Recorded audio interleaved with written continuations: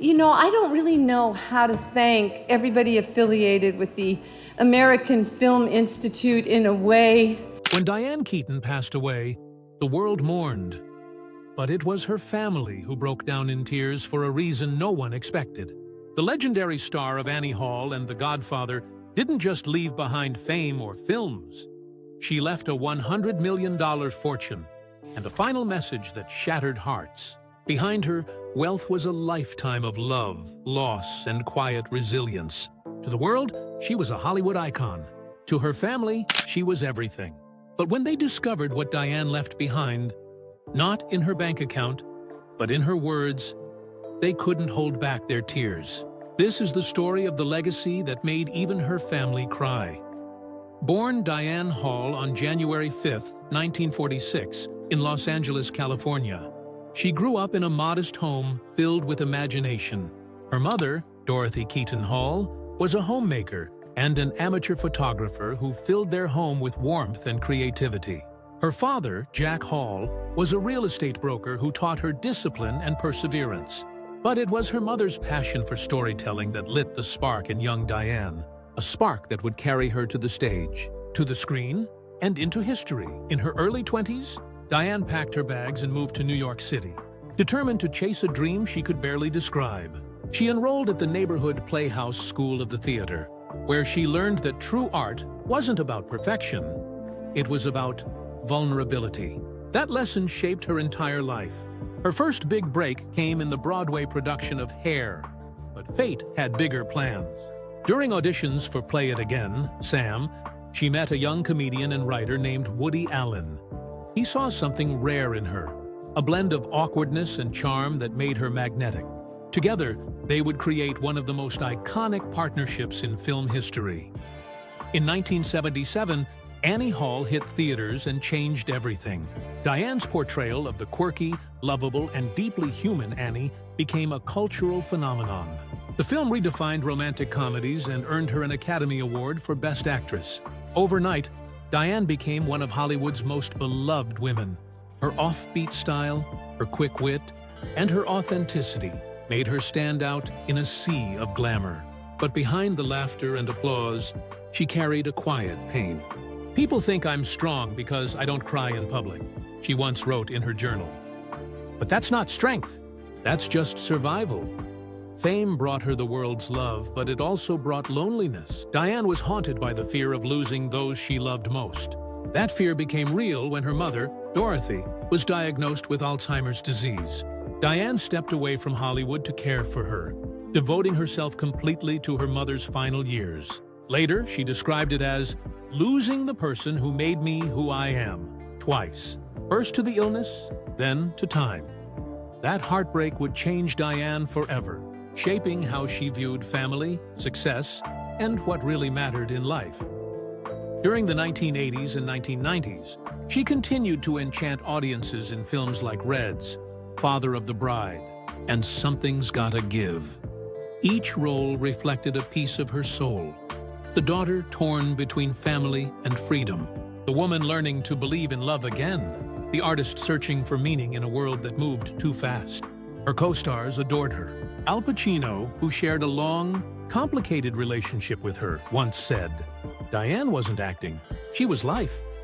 But while the world saw her as an actress, few knew the other side of Diane Keaton, the savvy businesswoman and visionary who quietly built one of the most impressive real estate empires in Hollywood. Her love for architecture and interior design became her second calling. She wasn't just buying homes, she was breathing life into them. In 2004, Diane bought a Laguna Beach property for $7.5 million and sold it 2 years later for $12.75 million. In 2012, she purchased a home in Pacific Palisades for $5.6 million, which she later sold for nearly $7 million. In 2020, she flipped a property in Tucson, Arizona for $2.6 million after buying it for just $1.5 million. And in her later years, she listed her dream home in Brentwood, Los Angeles for nearly $29 million. Every brick, every tile, every design choice reflected her soul, a mix of nostalgia, elegance, and imperfection. Her real estate ventures, along with her acting, directing, and photography work, helped her amass a $100 million net worth. But to Diane, wealth was never about luxury. It was about creation, about restoring something broken and making it beautiful again. In that way, her homes were metaphors for her life. She had been broken too, but she never stopped rebuilding. Diane Keaton never married, though she shared romances with Woody Allen, Al Pacino, and Warren Beatty. She once said, "I was afraid of losing myself in someone else." Instead, she chose to pour her love into her two children, Dexter and Duke, whom she adopted later in life. They became her purpose, her legacy, her heart.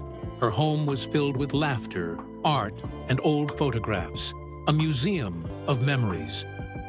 In her final years, Diane became an advocate for Alzheimer's research, driven by her mother's struggle and her own fear of inheriting the disease. "I write everything down," she once said, "because one day I might forget." When Diane Keaton passed away, the world stood still, and the tributes came pouring in like a wave of love and memory. Meryl Streep wrote, "Diane taught us all how to be brave in the quietest way possible."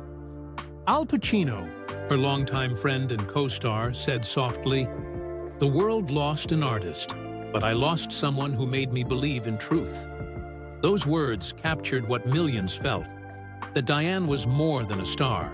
She was a spirit, a soul who taught the world that honesty could be beautiful. Her funeral was small, intimate, and heartbreakingly elegant, held in Santa Monica under the soft glow of the California sun. Family and a few close friends gathered in a garden filled with roses and old photographs. They read passages from her journals, words filled with tenderness and reflection. The music from Annie Hall played in the background, its familiar melody echoing through the still air. A white screen glowed gently in the breeze, displaying images from every stage of her life. Her playful youth, her radiant motherhood, her laughter caught in timeless black and white. Then one final image appeared. Diane Keaton and her mother, Dorothy Keaton Hall, laughing together. As her daughter whispered through tears, "She finally went home." There wasn't a dry eye in the garden. Even after death, Diane's presence lingers. Her films continue to move audiences. Her beautifully restored homes stand as art, and her words live on in the hearts of those she touched.